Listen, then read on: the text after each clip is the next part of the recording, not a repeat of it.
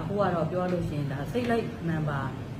ဖြစ်တယ်ပေါ့နော်ကိုယ်စိတ်ကိုမထိန်နိုင်တဲ့အတွက်ကြောင့်မလို့ဖြစ်သွားတဲ့ပြဿနာတစ်ခုပေါ်မှာပေါ့အရန်လဲကြီးသွားတယ်ဒါ public မှာလည်းတော်တော်လေးကိုပြန့်နှံ့ပြီးတော့နှစ်ဖက်လုံးတော့ကိုတိုးဖြစ်စေတယ်ပေါ့နော်ဒါဘယ်လိုပဲဖြစ်ဖြစ်ဒါကျင်ရဘက်ကလည်းဒါအမားတို့ကိုဆက်တွေ့လာပြီးတော့တက်တော်မှာလည်းတောင်းမနာကိုတင်လာတယ်ဆက်တွေ့လာပြီးတော့ဒါခုမျိုးဒါပြီးတော့ညီနိုင်ပြောဆိုပြီးတောင်းမနေတော့တယ်အမားတို့ကကျေးဇူးတင်တယ်အမားတို့အနေနဲ့ကလည်းဒါလုံးဝနင်းလာစေခြင်းနဲ့စိတ်မရှိဘူးတောင်းတဲ့တယောက်ပြပြလဲလဲပဲပေါ့နော်တောင်းတဲ့တယောက်ထိခိုက်စေခြင်းနဲ့ဆန္ဒမျိုးလည်းမရှိသလိုမတို့အခြေအနေပြရမဲ့သူတွေလည်းမဟုတ်ဘူးဟုတ်တယ်မလားဒါအမလည်းကိုယ့်ရဲ့ဝန်ထမ်းဆိုတော့တန်ရုံးစင်ရှိရမတို့ဘယ်လောက်တောင်မှအဆင်ပြေပြီးတော့ပျော်ခဲ့ကြလဲဆိုတာကိုလူတွေအားလုံးလည်းသိတယ်ရန်လည်းသိတယ်မတို့လည်းသိတယ်ဒီတော့ပုံမှာရင်တော့ပျော်ကြသွားကြလာကြစားကြတော့ဒါအကုန်လုံးအသိနေကြတာပဲဒါ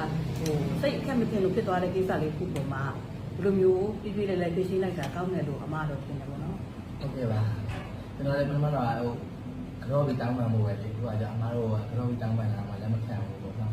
အဲ့ဒါလည်းကျေးဇူးတင်ပါတယ်ကျွန်တော်ဒါဟွာပေါ့အမအနေနဲ့ကတောင်းဟွာပေါ့လာပြီးတော့တောင်းမှန်းတယ်ဆိုတာတချို့ကကြတော့ပြောကြမှာပေါ့နော်ဒါ तू ကအမှုဖွင့်လာလို့ကြောက်လို့ဘာဖြစ်လို့တောင်းမှန်းလိုက်ရတာမျိုးဆိုတာမျိုးစိတ်တယ်ကိုယ်စိတ်ထဲမှာပါပေးနေဖိအားပေးခံရလို့တောင်းမှန်းရတယ်ဆိုတာမျိုးမှလုံးဝဖြစ်စေချင်ဘူးအခုကဒါရန်ရန်မျက်နှာကိုကြည့်တဲ့အခါမှာအသိတယ်ဒါအမားတို့เนาะဒီရှိလုံးလက်တွဲခဲ့တဲ့သူတွေဆိုတော့ဒါရန်ရန်ဆိုတာလည်းစိတ်ကလက်သက်စစ်အခုခုဆိုစိတ်ရန်ဆက်တဲ့လူမျိုးဆိုတော့ဖြစ်သွားတာတကယ်တမ်းစိတ်အေးသွားတဲ့အချိန်မှာတယောက်နဲ့တယောက်ကဘာပြဿနာမှမရှိဘူးเนาะအဲ့အတွက်ကြောင့်မလို့လဲလာတောင်းမှန်တဲ့အချိန်မှာရန်ရန်တကယ်စိတ်ရင်းမှန်နဲ့တောင်းမှန်တာအဲ့အတွက်လည်းအမားအကျေးဇူးတင်တယ်ဒါမဖြစ်တဲ့ဖြစ်သွားတဲ့ကိစ္စကအမားတို့လည်းမဖြစ်ချင်ဘူးအဲ့အတွက်လည်းစိတ်မကောင်းဘူးเนาะဒီကိစ္စရလည်းကြီးကြီးကျယ်ကျယ်ဖြစ်ရမယ့်ကိစ္စတွေမဟုတ်ဘူးပြောင်းလာညီလေးဘက်ကကြတော့လေညီလေးကဝန်ထမ်းနေရှိမှာလုံထုတ်ခံရတယ်ဆိုတော့ဒီကကိုလည်းနားလဲတယ်ဒါ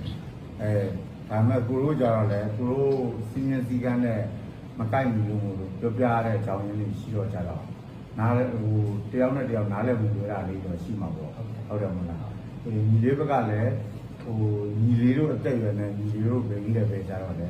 ညီလေးတို့ပြောတဲ့အကြောင်းအရာကနောက်ဆက်ကဆိုကျူးကိုမသိကြလို့ကောင်းတာမှန်တာတဲ့လူကနှစ်ဖက်စကားနားထောင်ပါလားဟုတ်တယ်မလားညီလေးအပြောကြီးပဲလဲမှန်တယ်မဟုတ်ဘူးပြောကြီးပဲလဲမှန်တယ်မဟုတ်ဘူးအဲ့ဒါညီလေးဘက်ကလည်းစိတ်ရှင်းဖို့လိုတယ်လမ်းတွေ့ရင်တော့နောက်ဆုံးပြတ်လာညီလေးကိုညီလေးအဲ့လိုနှုတ်ဆက်ပြီးတော့မှပဲအခင်မကြည့်အဲ့လိုပုံစံမျိုးပဲကိုကနေနေတာသွားနေတာဟုတ်ကဲ့ပါဒီရောက်နေတာနည်းနည်းစိတ်ကကြိုက်လို့ဖြစ်တာပါဒါပေမဲ့ကြောက်ကြောက်အင်းဝင်လိုက်တော့ကြာကိုကအဲ့လိုလူမျိုးစုစုနဲ့ဖတ်ပြီးချိုးတော့ကြာပျော်သွားတာလားလို့မဲဘာမှဖြစ်ဘူးအရင်တည်းကဒီတိုင်းပါပဲဟိုလုပ်ငန်းအမရဲ့လူသားကျတော့အရင်တည်းကသူကလုပ်ငန်းကိဝန်ထမ်းကိစ္စတွေဝင်မပါလို့ပြောတာပဲရှိတာအားလုံးနဲ့